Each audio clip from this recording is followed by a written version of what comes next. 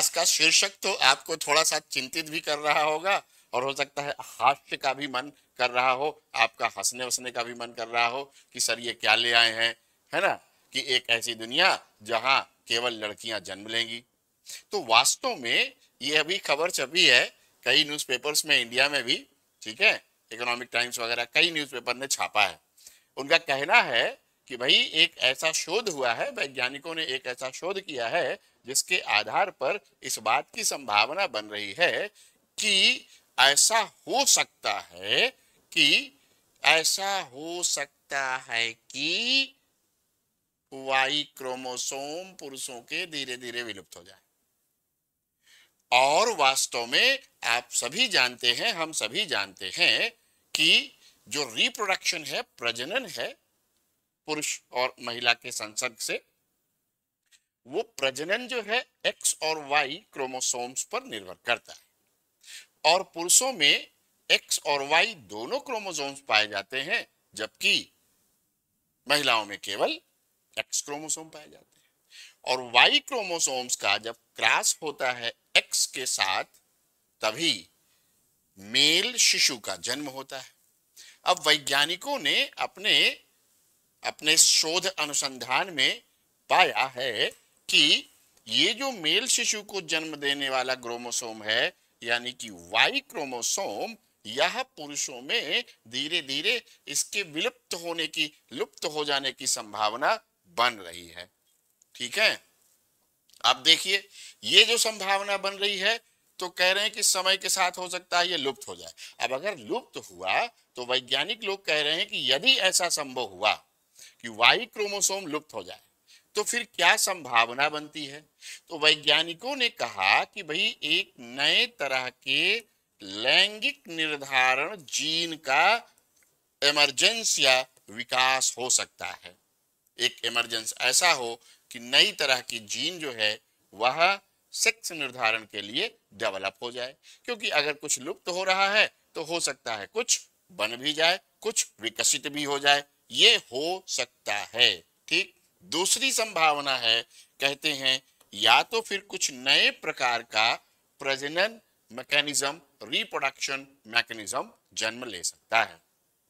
अब आप देखिए ये बड़ी ही आश्चर्यजनक बात है मित्रों कि साइंटिस्ट इस बात को तो खोज लिए कि वाई क्रोमोसोम्स धीरे धीरे कम हो रहा है, और ये लंबे समय में हुआ है, कोई थोड़े जल्दी के समय में नहीं हुआ है। कह रहे हैं अपने शोध में उन्होंने पाया, वैज्ञानिकों ने पाया अपने शोध में कि वाई क्रोमोसोम्स का आकार जो है वह मिलियंस ऑफ ईयर्स में रिड्यूस हुआ है। लाखों वर्षों के इस मानव जाति के इतिहास में, सभ्यता में, ये मिलियंस ऑफ वर्षों में थोड़ा इसका साइज कम हुआ है। अब जो साइज कम हुआ, आकार कम हुआ है, तो इसी के आधार पर ये आगे बढ़ते हैं नेशनल एकेडमी ऑफ साइंसेस के वैज्ञानिक लोग, और उसमें से एक प्रोफेसर हैं, प्रोफेसर ग्रेव्स, एक्चुअली ये लेडी प्रोफेसर हैं। उनका कहना है कि ये जैसे स्पाइनी रैट्स ने एक जो है नया मेल डिटर्मिनेशन जीन डेवलप किया है, वैसी संभावना यहाँ भी पाई जाती है। स्पाइनी रैट्स विशेष प्रकार के चूहे हैं जिनमें लंबे, यहाँ भी मिलियंस ऑफ ईयर्स में क्या हुआ, एक नया ही जीन पैदा हो गया सेक्स डिटर्मिनेशन का।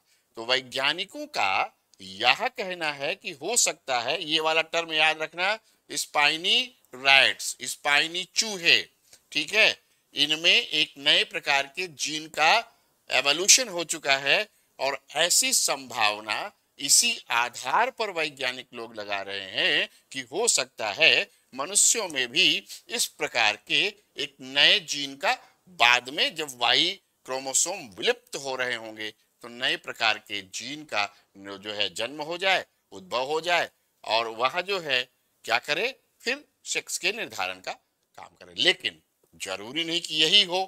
वैज्ञानिक लोग आगे जाते हैं, फिर कहते हैं कि अगर ऐसा हुआ कि ये जो सेक्स डिटर्मिनेशन जीन है वह मनुष्यों में नया इवॉल्व हो गया, तो ये बड़ा रिस्की होगा, ये जोखिम भरा होगा। क्यों?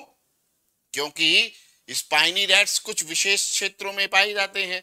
उसी तरह से अगर डिफरेंट डिफरेंट क्लाइमेट और एनवायरमेंटल रीजन्स में जो मनुष्य रह रहे हैं, तो हो सकता है कि भाई ये जो नया एवोल्यूशन हो जीन का, वो डिफरेंट डिफरेंट पार्ट्स में डिफरेंट डिफरेंट तरीके का हो, और इससे क्या होगा, फिर मल्टीपल जो है ह्यूमन स्पेसीज हो जाएंगे पृथ्वी पर। मतलब इंसान इंसान जैसे हम आप हैं वैसा नहीं होगा, बल्कि मल्टीपल जो है क्या कहते हैं सेक्स डिटर्मिनेशन जीन इवॉल्व हो जाएंगे। और जब मल्टीपल सेक्स जो है डिटर्मिनेशन जीन इवॉल्व हो जाएंगे, तो मनुष्य भी सेपरेट ह्यूमन स्पीसीज के रूप में हो सकता है, एमर्ज हो जाए। यह संभावना प्रोफेसर ग्रेप्स ने अपने जो है पेपर में कही है। फिर उसके बाद ये लोग आगे बढ़ते हैं और फिर कहते हैं कि ऐसी स्थिति में यदि वाई क्रोमोसोम्स का इसी तरह से सिंक, वाई क्रोमोसोम इसी प्रकार से सिंक होता रहा, और अगर सिंक होते होते विलुप्त होने के कगार पर पहुंचेगा या विलुप्त होगा, तो क्या हो जाएगा, फिर भविष्य जो है वो ह्यूमन रिप्रोडक्शन का, मनुष्य के प्रजनन का जो भविष्य है वो क्या होगा। तो साइंटिस्ट जो है कहते हैं कि भाई देखो अभी तो हम बता नहीं सकते कि क्या होगा, लेकिन हम अभी इन्वेस्टिगेशन कर रहे हैं। और अपना उन्होंने इन्वेस्टिगेशन केवल दो चीजों पर निर्भर किया है, दो संभावनाओं पर, आइदर और। आइदर क्या कि new sex determination gene system evolve हो जाएगा, ठीक है, या फिर नया ह्यूमन स्पीसीज का जन्म होगा, ये हो सकता है। अच्छा, फिर इसके अलावा और क्या हो सकता है, तो कहते हैं कि यह संभावना है कि नया जो सेक्स डिटर्मिनेशन जीन पैदा होगा वह हो सकता है ना हो। तो क्या होगा, तो कहते हैं कि फिर हो सकता है अगर वो नहीं हुआ तो फिर क्या होगा, तो फिर केवल और केवल दुनिया में बच्चियां ही जन्म लेंगी। केवल ये दो ही संभावनाओं पर बात कर रहे हैं। लेकिन एक बात और बता दूं आपको, यहाँ पर जो बहुत जरूरी है, जो क्या कहते हैं आपको भयाक्रांत करने वाली नहीं है, आपको डरने की जरूरत नहीं है, ना तो पुरुषों को ना तो अभी भारत की महिलाओं को।